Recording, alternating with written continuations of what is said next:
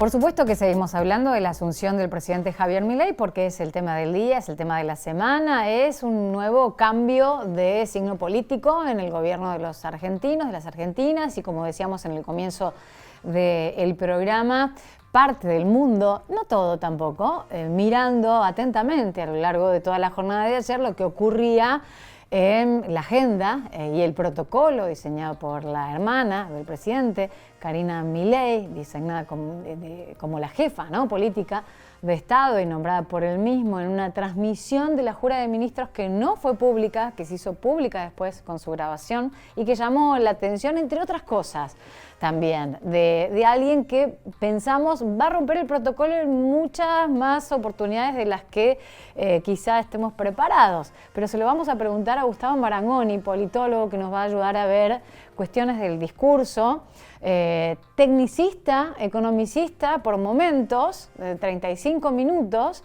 pero desde el lugar que eligió para hablar, de espaldas al Congreso, y desde la dirigencia, desde el rey de España o los presidentes que se hicieron presentes para acompañarlo en la asunción, todo tiene un significado. Y de eso vamos a hablar con Gustavo Marangoni, que ya está en línea con nosotros. Gustavo, Paula lo saluda, ¿cómo le va? Buen día. Hola Paula, buen día.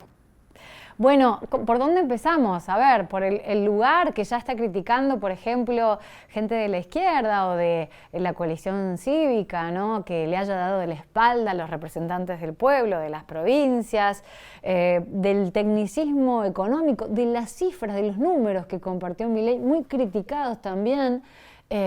¿Por dónde empezamos a analizar?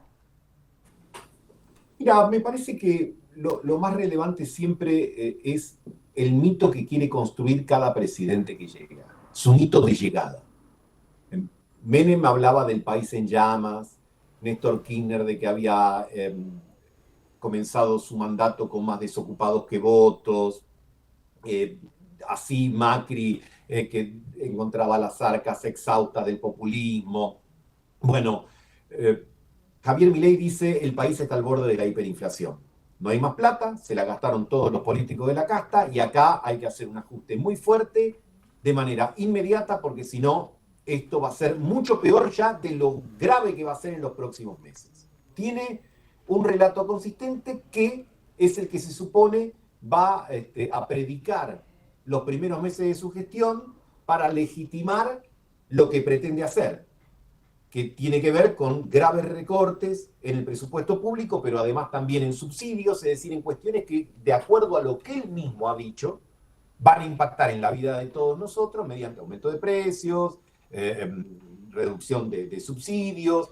Así que esta es la estética, digamos, naranjo en flor. Primero hay que saber sufrir. Antes de llegar a la tierra prometida hay desierto. Y ese desierto es responsabilidad de la administración anterior, siempre en la narrativa del presidente Milei, porque dejaron un país devastado por el exceso de gasto público financiado con emisión monetaria. Y las cifras, que fueron muy cuestionadas, porque en algún momento en el inicio del discurso se puso bastante técnico. El discurso no fue un discurso popular, y más bien todo lo contrario. Incluso hubo gente que enumeró la palabra ajuste, ¿no?, como preparando psicológicamente a lo que se viene. Y esto de que no hay plata. ¿No hay plata realmente o no hay plata para qué sectores? En realidad lo que dicen, va a haber una transferencia de los pobres hacia los capitalistas, que claramente ya, por ejemplo, en los supermercados han visto incrementadas sus ventas en esta necesidad de acumular, por ejemplo, en comida antes del aumento de precios. Mira, respecto de los datos, viste, los datos siempre se administran de la manera que más le conviene al que los presenta. Algunos son chequeables y son ciertos, es decir, si hablas de 40 y pico por ciento de pobreza, sabés que en la Argentina, por lo que dice el INDEC, por lo que coinciden todos, anda por ahí. Si vos hablas que la inflación este año está en el orden del 200%, está bien. Ahora, si ya proyectás una posibilidad de inflación de 15.000, Eso. y ahí estás, digamos, bajo la libertad de cátedra. Estás diciendo algo que es muy subjetivo, que es muy personal. Respecto al otro comentario que vos hacés, y me parece pertinente detenernos ahí al menos un minuto, es que él dice, yo voy a ajustar sobre la política, pero al reconocer que eso va a impactar sobre el nivel de actividad, sobre los precios y sobre la inflación, Entonces el ajuste, por supuesto, que también va a afectar al sector privado, para usar la jerga del presidente. Desde luego, si hay aumento de precios, si hay reducción del gasto y si los salarios no aumentan en consecuencia, hay una redistribución de recursos de sectores hacia otros. Siempre en la economía los recursos van de un espacio al otro. Bueno, acá durante un tiempo estaba la idea de que el Estado tiene que regular justamente para tratar de moderar el impacto de eso, y hay otros que entienden que esas regulaciones han sido más distorsivas que benéficas. Lo que comienza a partir de hoy, o quizás más precisamente a partir de mañana, son las medidas que tienen que empezar a darle un matiz concreto a los conceptos que dijo ayer el presidente. Porque bueno, mañana tendremos que saber si el dólar oficial de 400 pasa a 600, 700, 800, 900. Por lo pronto la nafta ya aumentó, ¿no? 25%. Bueno, y va a seguir aumentando. ¿Por qué? Porque el presidente ha dicho que tanto en el sector de combustible como en el sector de la medicina prepaga y en otros órdenes también vinculados a la educación, no va a haber controles, y que en todo caso será el mercado el que tenga que establecer alguna dinámica de equilibrio. Bueno, esa estrategia, que es la que ha elegido él, es evidente y que de alguna manera ha anticipado en el día de ayer que va a generar meses muy duros, con inflación, dice él, de entre 20 y 40% por mes. Bueno, evidentemente advierte que eso va a generar impactos, seguramente malestares, porque no todos somos afectados de la misma manera. Hay algunos que son afectados más, otros menos. No, y ahí también me quiero detener, Gustavo, para que me ayudes a ver, porque hablaba de la inflación del 20% de diciembre, del 40% para enero, de los precios, de lo que se viene, que es tremendo, que no hay alternativa, que el shock, el ajuste. Y el tema seguridad, ¿no? El que corte la calle frente a esta situación de desigualdad, que seguramente habrá gente que quedará fuera del sistema y que buscará reclamar por sus derechos, no va a cobrar ninguna asistencia social. Entonces, digo, y era gente que aplaudía cuando hablaba de esto, de la dureza de la policía y del recrudecimiento, de esto que en definitiva votó el pueblo argentino, que es la liberalización de la economía y la mayor dureza de la seguridad, digo, en lo que engloba la derecha, pero el liberalismo, que es distinto a lo liberal, lo libertario, digamos, ¿no? Sí, por eso las cosas son importantes. A ver, así como cuando uno se somete a un tratamiento médico y ahí descubrí cuál es tu umbral de dolor, ¿no? A lo mejor cuando comienzas vos decís, no, yo me banco lo que sea. Y cuando empieza el tratamiento decís, che, pará, aflojá, graduámelo. Cuando uno se somete, que inclusive puede ser algo no quirúrgico, a veces te dan una medicación y el cuerpo tiene reacciones. Y el propio médico te dice, mira, vamos a bajar la dosis, en vez de 2 pastillas, tomate 1 por día, porque a lo mejor para curar la cuestión del dolor de cabeza afectamos el hígado, para curar el hígado terminamos generando dolor de cabeza. Bueno, hay médicos que son más contemplativos, hay otros que a lo mejor son más estrictos y dicen, mira, son las contraindicaciones y te las tenés que bancar sí o sí, lo lamento, pero adelante. Bueno, a priori uno supone, por lo que dijo ayer, que Milei se parece más a la segunda categoría de médicos que describimos que a la primera. A bancársela. Exactamente, está diciendo, mira, acá no hay gradualismo, esto es de golpe, hizo si querés, una suerte de repaso histórico sobre los programas de ajuste en la Argentina, y dijo, los gradualistas nunca funcionaron, los de ajuste en general sí, así que pero en cuanto está muy a convencido discurso, de su tratamiento. En cuanto a discurso, se lo equiparó, salvando las distancias, al discurso de Menem en su momento, al discurso de Martínez de Oz. ¿Estás de acuerdo con eso o no? Cada circunstancia, porque uno tiene que medir las cosas en su contexto, sin dudas que hay un enaltecimiento del mercado, y yo te diría que en Milei, que no solo es un economista ortodoxo, es decir, él ha dicho ayer, algo que por supuesto en la disciplina económica se discute mucho, él dice, la única causa de inflación es monetaria, siempre, en todo momento y en todo lugar. Bueno, esa la posología, digamos, ese es el tratamiento que recomienda él. ¿Cuál es su supuesto? Si vos ordenás el gasto público y no lo financiás con emisión monetaria, todo lo demás se va a dar por añadidura. Bueno, habrá que ver. Ese diagnóstico tiene una ventaja y una desventaja. La ventaja de la simplicidad. Es sencillo de contar y es sencillo de entender.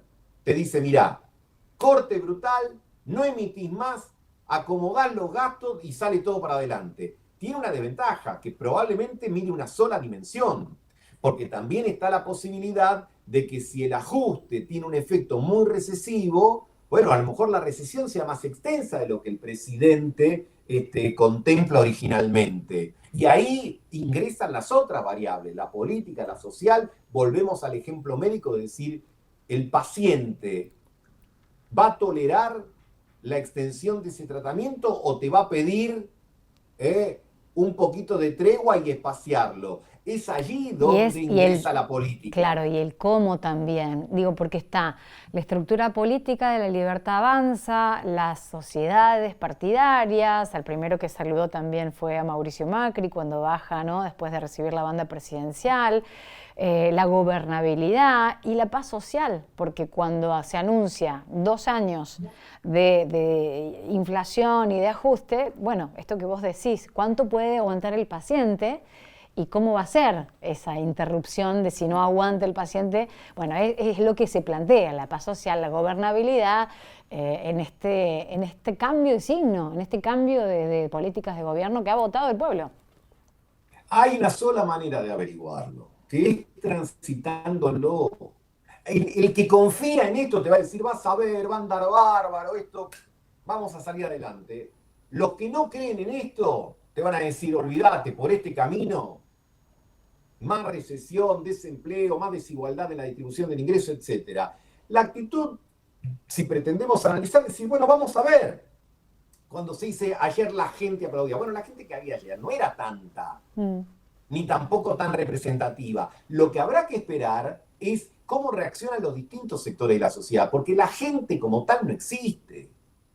Hay distintos sectores de la sociedad. No es lo mismo el que tiene un ingreso estable, que es un trabajador registrado, que aquel que es un trabajador precario, que aquel que es monotributista, que aquel que vive de un programa social, que aquel que destina el 80% de su ingreso para el alimento, que aquel que destina una parte importante para el ahorro. Entonces, más que hablar de la gente, la sociedad es un caleidoscopio que tiene distintas representaciones y habrá que ver cómo se banca cada una lo que viene. Porque algunos dirán, che, tenemos que ajustar. En vez de salir a comer 3 veces afuera, vamos a ir una. Bueno, sí, es ajustar, pero es un ajuste dentro de un espacio, digamos, de comodidad. Y está el otro que te dice, mirá, el ajuste a lo mejor implica que no puedo pagar las expensas o que no me alcanza para la compra del supermercado. Eso, recién hablábamos con un laburante que claramente tenía que llenar 2 veces el tanque de la moto y tenía que empezar a elegir a quién llevaba, a la esposa a trabajar o a sus hijos a la colonia de vacaciones y demás. Por último, Gustavo, y ya te liberamos, el análisis de lo no discursivo, pero que se ha analizado también mucho, es lo institucional, ¿no? La importancia, porque había un temor, si estaba Cristina, si estaba Alberto, la importancia de la presencia de los expresidentes, de cómo se dio, de si las manos en el bolsillo, de si la señal a los militantes de La Libertad Avanza por parte de la ex vicepresidenta. ¿Cómo analizás eso? Mira, yo lo que rescato es que por lo menos presidente entrante y vicepresidente entrante y saliente pudieron compartir la escena, hasta tuvieron algunos momentos de complicidad la vicepresidenta y el presidente entrante. Después, por supuesto, en la explanada, cuando tuvo que hablar, Milei dijo todo lo que tenía que decir, pero por lo menos hubo ciertos niveles de convivencia que a lo mejor en el 2015 no lo vimos. Entonces uno diría que desde el punto de vista de esa gestualidad, esa parte yo la tomo como positiva. Después, la decisión de no dirigirse al Congreso, a los diputados y senadores, bueno, habrá que ver si tiene vuelto, es decir, si los senadores y los diputados, un espacio o 2 espacios en los cuales La Libertad Avanza está en minoría, ¿sí? Los diputados y los senadores de la oposición deciden cobrársela, entre comillas. Decir, no, así que cuando hablaste no quisiste dirigir a nosotros, bueno, déjame lo que tenés para aprobar, que lo vamos a estudiar tranquilo, vamos a ver. Bueno, eso es lo que justamente empezaremos a presenciar a partir de esta semana. Te agradecemos el contacto, como siempre, y tu predisposición, Gustavo. Muchas gracias, buena semana. Buena semana. Gustavo Marangoni, politólogo, ayudando a interpretar un poco, ¿no?, lo que vimos la mayoría de la asunción de Javier Milei como el presidente de los argentinos en el día de ayer y sus primeras actividades a lo largo de toda la jornada. Terminó en una gala que históricamente era televisada. Bueno, ahora no fue televisada, tampoco la jura de los ministros de gabinete. En principio estaban en reunión en gabinete desde las 8:30 de la mañana y lo que iba a ser anunciado hoy como el paquete económico por Caputo pasó, según el vocero presidencial, para mañana. Vamos a hacer pausa y ya venimos con más.